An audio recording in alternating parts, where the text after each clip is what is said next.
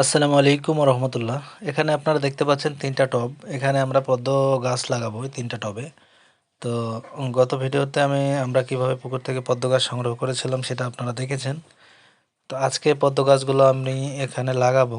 কিভাবে লাগাচ্ছি সেটাই আমি আপনাদেরকে দেখাবো। এখানে আমি কিছু মাটি নিয়েছি, শুকনো মাটি। আপনারা চাইলে কাদা মাটিও নিতে পারেন বা শুকনো মাটি কাদা করে টবে দিতে পারেন। তো আমি শুকনো মাটি দিয়ে তারপরে পানি দিয়ে কাদা করে গাছগুলো লাগাবো।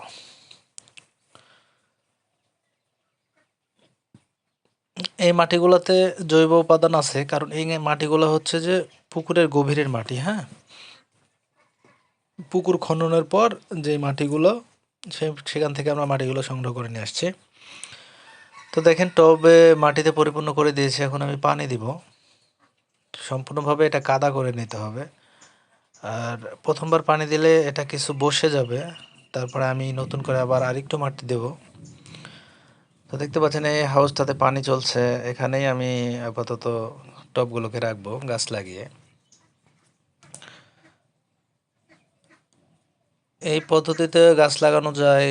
তারপরে হচ্ছে আপনার কিছু জৈব সার ব্যবহার করেও লাগাতে পারেন। আবার বিভিন্নভাবে গাছ কিন্তু চারা রোপণ করা যায়, মানে গাছগুলো লাগানো যায়।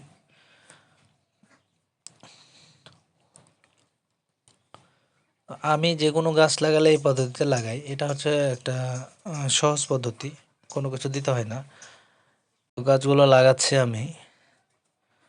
গাছগুলো যেহেতু একদিন পানিতে ছিল, থাকার কারণে গাছের একটু ভেঙে ভেঙে যাচ্ছে গাছগুলোর পাতাগুলো, এই জন্য মাথায় পাতাটা কম।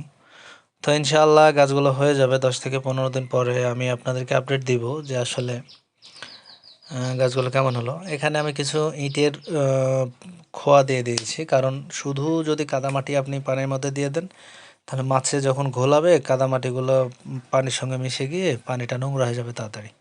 তো দেখেন 3টা টব আমি সুন্দরভাবে রেখে দিয়েছি হাউজের ভেতরে। তো এই হাউসটা পানি দিয়ে এখন ফিল আপ করে দেব।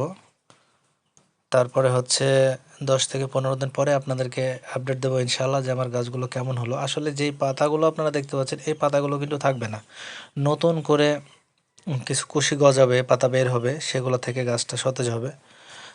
তো আপনারা চাইলে পুকুর থেকে সংগ্রহ করে এভাবে পদ্ম গাছ হাউজে দিতে পারেন, এটা পানির পরিবেশের ভারসাম্য ঠিক রাখে। তো চাইলে আপনারা এটা করতে পারেন।